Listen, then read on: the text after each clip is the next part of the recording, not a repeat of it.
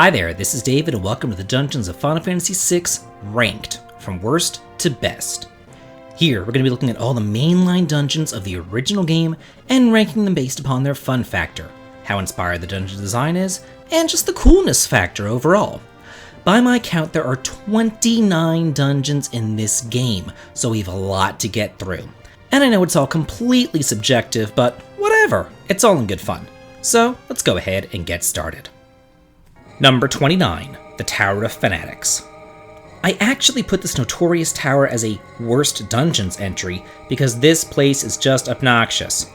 First of all, the designers didn't actually design anything, they just copied and pasted. Then, you're forced to use magic the whole time, and to make matters worse, when you're done, you can't even warp out! You have to walk all the way back down! And God forbid if this is your first time playing and you wipe out to the Magic Master. Screw this stupid-ass tower. I wish that it just didn't exist at all. Number 28, the Baren Falls. To me, this place is just awful, mostly because it's not really even a dungeon, and I'm only putting it in here for completion's sake. Yeah, it's unique because you're falling down a waterfall, but it's literally just a boring gauntlet against a bunch of man-eating fish. Number 27, the Lethe River. I'm really not a fan of this place. Like the waterfall before it, it's unique, but there's no exploration whatsoever. You just have to go where the raft goes and hope that you make the correct choices at the forks. To top it all off though, it's a big escort mission, and if Banon dies, it's game over.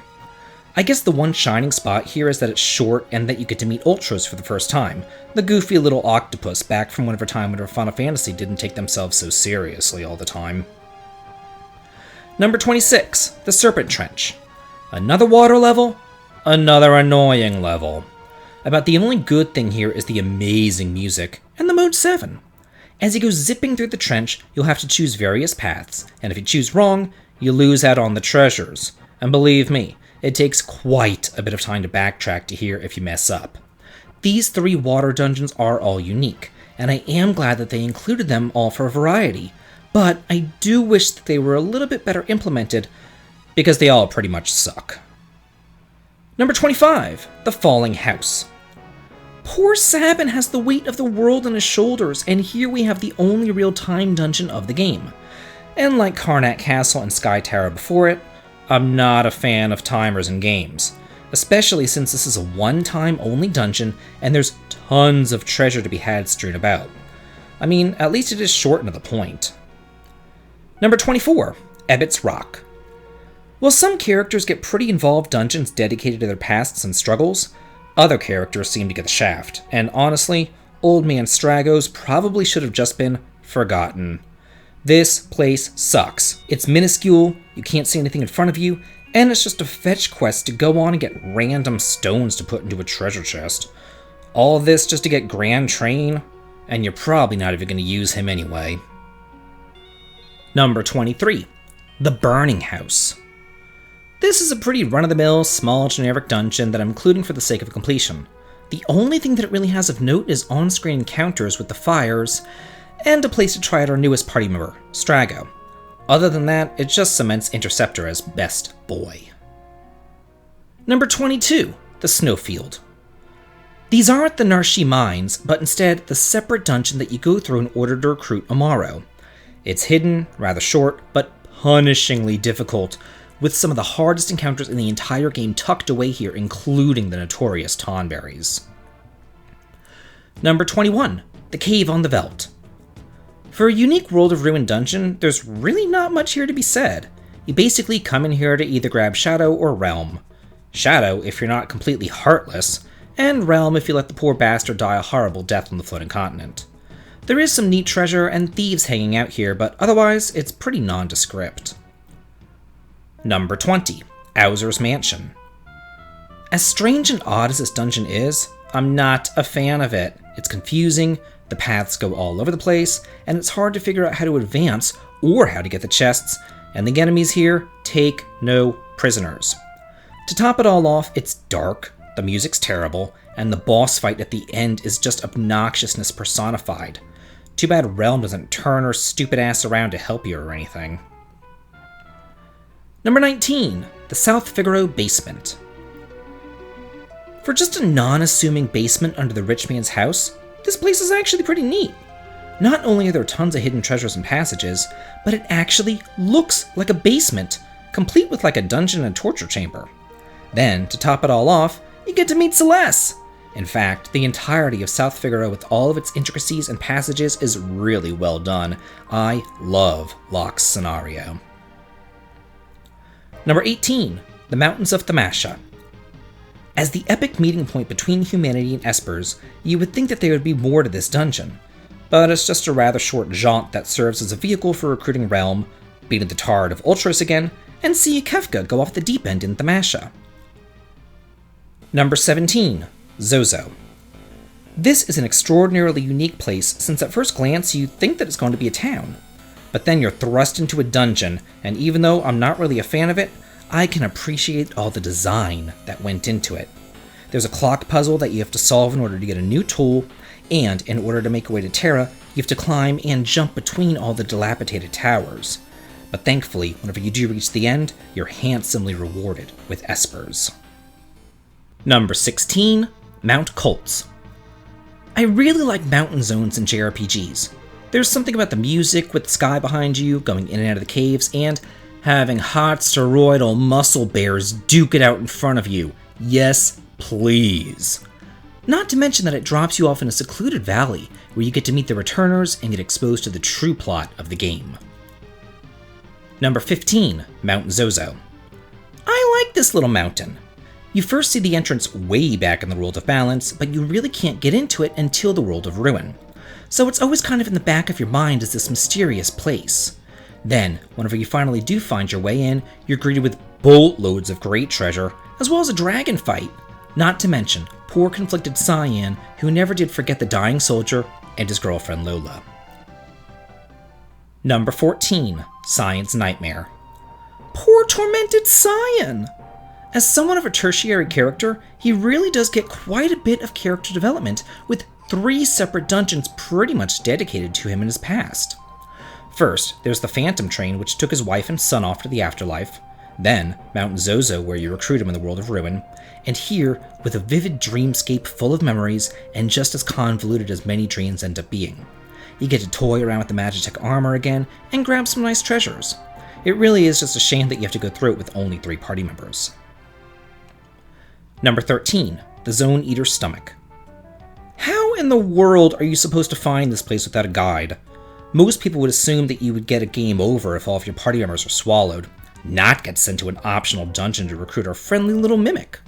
My one nitpick about this place is that it uses generic tile sets.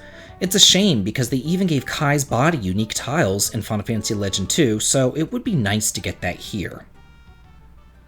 Number 12, the Cave of the Sealed Gate. Now we've made our way to the fiery, lava, and undead-infested cave on your way to the land of the espers. However, it's not just a straight shot, as there's many puzzle rooms filled with vanishing bridges and switches to pull in order to proceed or get optional treasure. I do like how they made it more of a puzzle dungeon, and it's nice to get the hidden treasures on the grand staircase as well. Number 11, the Narshe Mines. These mines are so cool! I love how they tunnel all throughout the town, and how you have to continually come back here, but find something new each time. First, defending Terra from the guards, then the Esper from Kefka, then again in the World of Ruin to grab Mog and Amaro. There's really something to be said about how this dungeon is seamlessly implemented into the town with caves, passages, and bridges followed by a further Snowfield expanse. The mines bring Narshe to life. Number 10, South Figaro Cave. The first time through here, there's not really much to be said with Edgar just auto-crossbowing everything to death. Then the second time during Locke's scenario, it is a bit more strategic. However, what sets this short cave above the rest is that the chests actually level up. I never knew this as a kid, so it's nice to learn new things about our old favorites. And then, I think it's incredibly smart that they created yet another hidden route that you have to go through in the World of Ruin. They could have just made a new cave, but they instead repurposed an old one, and I love that. Number 9, Darill's Tomb. I actually very much enjoy this tomb. It's kind of non-linear, and it has a neat double entendre puzzle. One of my favorite moments in the entire game happens there too, with Setzer's redemption story. His past comes to light, and then you board the Falcon, and then you also hear the amazing searching for friends as the entirety of the World of Ruin unfolds before you. Number 8. The Magitek Research Facility. This is a pretty cool maze, utilizing conveyor belts, cranes, tubes, and hidden passages to hide all sorts of goodies. Magic comes into the fore as you get access to a boatload of magicite as well as elemental swords. Then there's the showdown with Kefka, meeting the iconic Cid, and then the great minecart escape. Interestingly, for one dungeon you actually have 4 different boss fights. It's such a cool design decision, because modern JRPG dungeons are just long boring tracks with a boss fight at the end, but here, the bosses are all scattered throughout. Number 7. The Doma Campground. This isn't exactly a dungeon, so I was considering not including it, but it's so fun that I just had to. It perfectly combines a dungeon with storyline progression as SABIN makes his way into the Empire's base, and then it's here that you realize just how insane Kefka is as he poisons the people of Doma.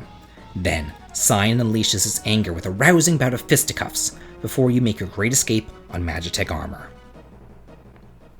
Number 6. The Floating Continent. This is quite the unique location, housing the Warring Triad, and it's the epic finale of the World of Balance where you finally have it out with Kefka and Emperor Gestal. Just to get there though, you're gonna have to survive a boss gauntlet, have yet another showdown with Ultros, and face a huge difficulty spike too.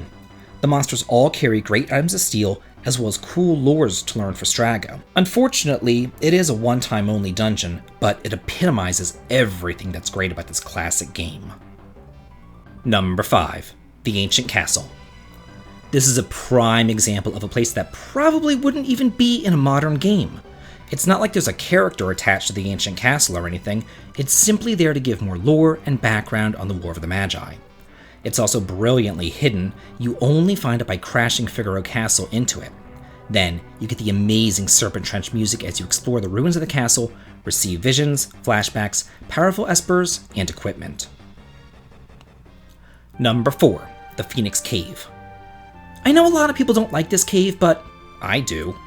In a game where you have 14 characters, it's really nice when they actually make you use more than just the 4. To pass through, you have to make clever use of the joint puzzle system. Each party has to hit switches to activate paths for the other party. You'll be hopping over lava, emptying pools of water, and retracting spikes as you find lock and loot the treasures of the Phoenix Cave. Number 3. Kefka's Tower. Similar to the Phoenix Cave, I like Kefka's Tower too. But instead of having to organize 2 parties, you now have to juggle 3. And then you use them all equally to hit switches, ride cranes, push blocks, and fight super bosses on your way down to Kefka. The entire tower seems to be an amalgamation of trash and junk that was pulled together like a black hole when the World of Ruin was created, so don't try to make any sense of the place. It's all just as crazy as Kefka himself. Number 2. The Phantom Train. This is probably the most unique dungeon in the game. Upon entry, the forest is shown from the side view instead of top down, and it's absolutely beautiful with multiple passageways and a recovery spring.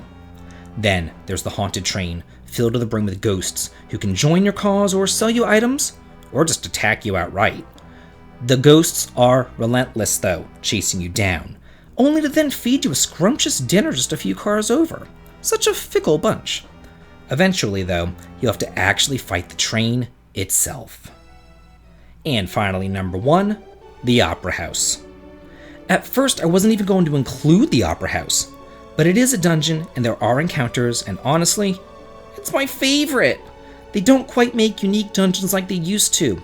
There is massive character development between Celeste and Locke, Ultros rears his ugly head again, and then even though you have a timed race throughout the rafters, it's not all that bad here. It's not like Karnak Castle where you miss out on treasures or anything. All it really does is make the whole scene a bit more suspenseful, which is very fitting for an opera house. Well, that's it for the dungeons of Final Fantasy VI Ranked. If you like this video and wanted to hear on the channel, please consider supporting me on Patreon for exclusive videos and early access to my content, or coming on over to my Discord channel to chat and hang out. The links to them both can be found in the video description. This has been David. If you like this, please like, comment, and subscribe, and have a good day.